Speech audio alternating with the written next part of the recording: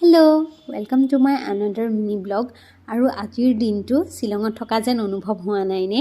শ্বিলঙত যেনেকৈ চাৰিওকাষে কুঁৱলীৰে আৱৰি ৰাখে, আজিৰ দিনটো গোটেই কুঁৱলীৰে আৱৰি ৰাখিছে। তাৰপাছত চাহ একাপ খালোঁ আৰু এইফালে কবি কাটিছোঁ, আনফালে ৰুটি আৰু কবি ভাজিও ৰেডি। মৰ্ণিং ব্ৰেকফাষ্ট কৰি পেলাই মাৰ লগত গ'লোঁ আজি বেংকলৈ। বেংকত ইমান ভিৰ আছিল। তাৰপাছত আহিলোঁ তাৰ পৰা, আহি পেলাই ল'ৰাটোক ফ্ৰেছ কৰাই ল'লোঁ আৰু ময়ো ফ্ৰেছ হৈ ল'লোঁ। তাৰপাছত আঙাৰস এটা পৰি আছিলে মানে কি পৰহিয়ে মায়ে দিলে, গছত পকি আছিলে, তাৰপৰা মোক দিলে খাবি বুলি, আৰু মই খাম বুলি মানে তেনেকেই থাকি গ'ল।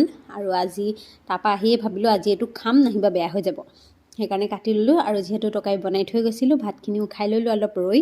তাৰপাছত অলপ ৰৈ মানে ওলাই গ'লোঁ ল'ৰাটোক লৈ পেলাই ফুৰিবলৈ ওচৰতে থকা ৰাস্তাটোত, আৰু এনেই বোলো অকণ ঘূৰি আহোঁ। তাহাঁত গৈ দেখিছোঁ গোটেইখন কুঁৱলী আৰু একদম অকণমানিকাকৈ বেলিটো ওলাইছে পোহৰ। তাৰপাছত শহুৰ দেউতাই এয়া মিঠাই আনিছিল, দুইটাকে দুটা দিছে। আৰু আজিলৈ আহিলোঁ, বাই বাই।